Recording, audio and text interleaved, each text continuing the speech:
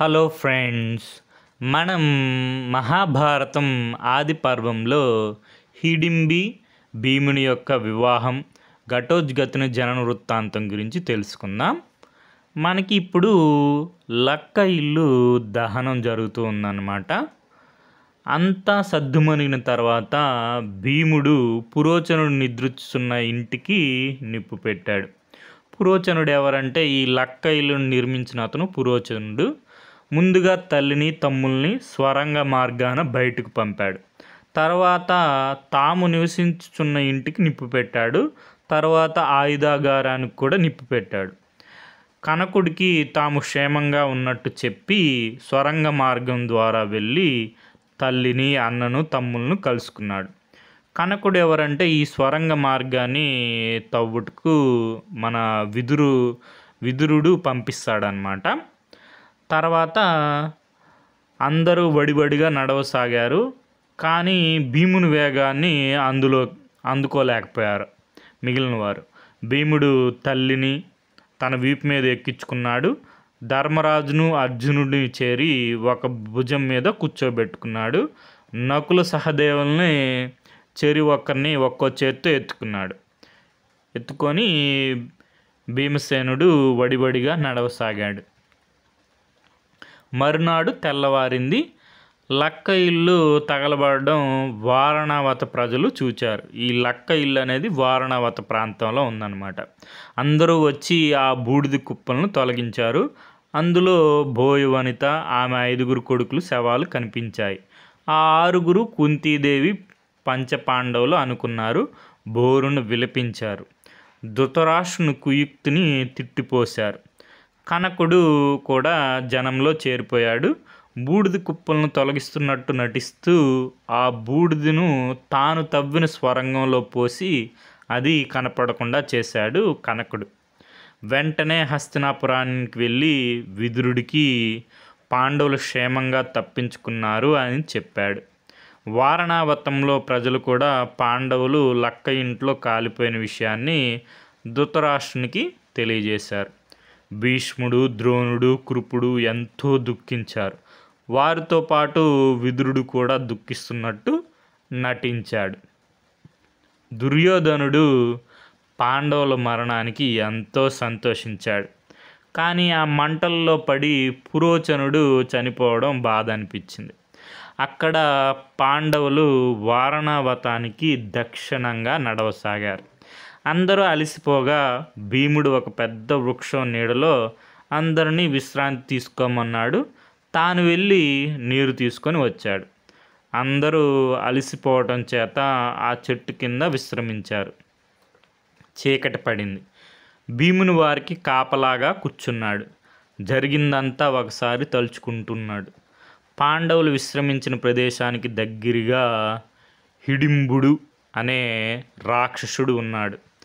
నరవాసన హిడింబుడి ముక్కుకి సోకింది. చెల్లెలు హిడింబిని పిలిచాడు. హిడింబా, మన ఆవాసానికి నరులు వచ్చారు. నోరు చెవి చెడి ఉన్నది. ఆ నరులను చంపి నాకు వండి పెట్టు అని చెప్పాడు హిడింబాసురుడు. హిడింబ పాండవుల దగ్గరికి వెళ్ళింది. పడుకొని ఉన్న పాండవులను కాపలాగా ఉన్న భీముని చెట్టు చాటు నిలబడి చూచింది. భీముని మీద మనసు పడింది.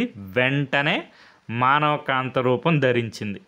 అన్న చెప్పిన మాటలు మర్చిపోయింది.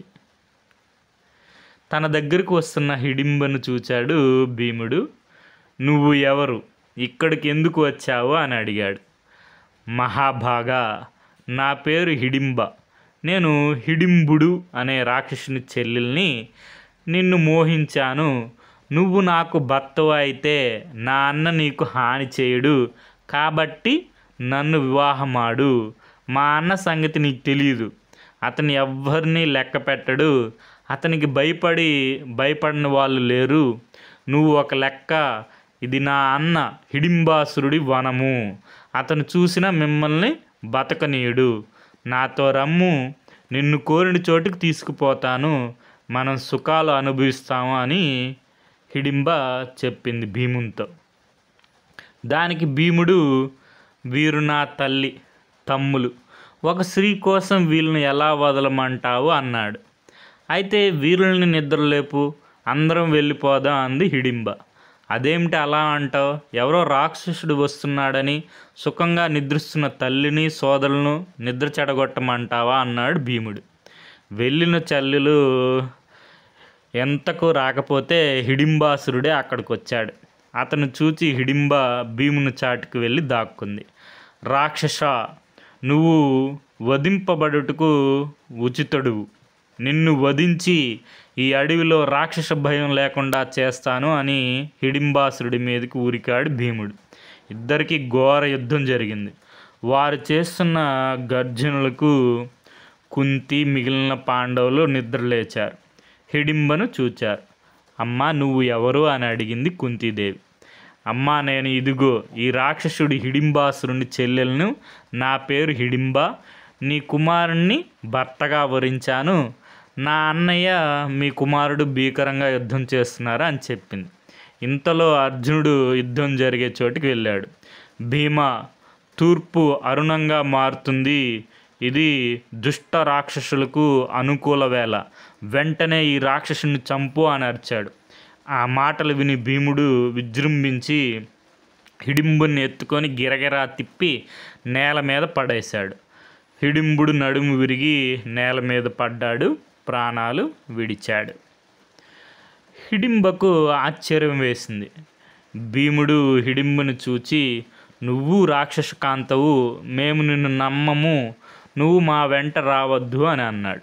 అప్పుడు హిడింబ కుంతీదేవిని చూచి, అమ్మా, సర్వప్రాణులకు కామ సంబంధమైన కోరికలు సామాన్యంగా ఉంటాయి, కానీ స్త్రీల్లో అవి కొంచెం ఎక్కువగా ఉంటాయి. నేను భీముని మీద మనసు పడ్డాను. అతని కొరకు అందరినీ వదులుకున్నాను. నా కోరిక తీరకపోతే నేను ప్రాణాలు విడుస్తాను. మీరు నన్ను స్వీకరిస్తే మీకు ఎంతో సహాయంగా ఉంటాను. నాకు జరిగింది, జరుగుతున్నది, జరగబోయేది తెలుసు. మీకు జరగబోయే దాన్ని చెప్తాను వినండి. ఇక్కడికి కొంచెం దూరంలో శాలిహోత్రుడు అనే మహాముని ఆశ్రమం ఉంది. అక్కడ ఉన్న కొలలో నీరు తాగితే ఆకలి దప్పులు ఉండవు. మీరు అక్కడ ఉండండి. మీకు కృష్ణద్వైపాయనుడు వేదవ్యాస మహర్షి వచ్చి మీకు హితోపదేశం చేస్తాడు అని చెప్పింది. ఇది విని కుంతీదేవి ఎంతో సంతోషించింది. భీముని చూచి, భీమా, నా మాట నీ అన్నగారైన ధర్మజుని మాటగా వినుము. హిడింబ ఉత్తమ కాంత. ఈమెను పెళ్లి చేసుకో, నీకు మంచి జరుగుతుంది అని చెప్పింది. భీముడు తల్లి మాట ప్రకారం హిడింబను పెళ్లి చేసుకున్నాడు. తర్వాత అందరూ శాలిహోత్రుని ఆశ్రమానికి వెళ్ళారు. ఒకరోజు వేదవ్యాస మహర్షి వారి వద్దకు వచ్చాడు. అమ్మ కుంతి, ధర్మనందన, కష్టాలు కలకాలం ఉండవు. మీకు మంచి రోజులు వస్తాయి. రాజ్యం లభిస్తుంది. ఇక్కడ కొన్ని రోజులు ఉండి తర్వాత ఇక్కడికి దగ్గరలో ఉన్న ఏకచక్రాపురానికి వెళ్ళండి. బ్రాహ్మణ రూపాల్లో అక్కడ నివసించండి. తరువాత నేను వచ్చి చేయవలసింది చెప్తాను అని చెప్పాడు. వేదవ్యాసుని మాట ప్రకారం పాండవులు శాలిహోత్రుని ఆశ్రమంలో కొంతకాలం నివసించారు. ఇంతలో హిడింబ గర్భం ధరించింది. ఆమెకు ఘటోత్కచుడు జన్మించాడు. అతను అపరిమితమైన బలం కలవాడు, కామరూపుడు. ఘటోత్కచుడు తండ్రులకు కుంతీదేవికి నమస్కరించాడు. అమ్మా, నేను ఇక్కడే నా తల్లితో పాటు ఉంటాను. మీరు తలిచిన వెంటనే మీ దగ్గరికి వస్తాను అని చెప్పాడు. తల్లిని తీసుకొని వెళ్ళిపోయాడు ఘటోత్కచుడు. శాలిహోత్రుని వద్ద పాండవులు ధర్మశాస్త్రాలు, నీతి శాస్త్రాలు అభ్యసించారు. తర్వాత వారు ఏకచక్రాపురానికి బ్రాహ్మణ వేషాల్లో బయలుదేరారు. పాండవులు, కుంతీదేవి జింక చర్మాలు ధరించి నార చీరలతో వేద పఠనం చేస్తూ ఏకచక్రాపురం అనే అగ్రహారానికి వచ్చారు. మనకి ఇది మహాభారతంలో ఆది పర్వం షష్ఠ ఆశ్వాసంలో ఉంటుందన్నమాట. మనకి మూలం వచ్చి మహాభారతం. తెలుగు అనుసరణ కవిత్రయం పాదరేణువు మొదలు వెంకట సుబ్రహ్మణ్యం గారు. Okay friends, thank you for watching.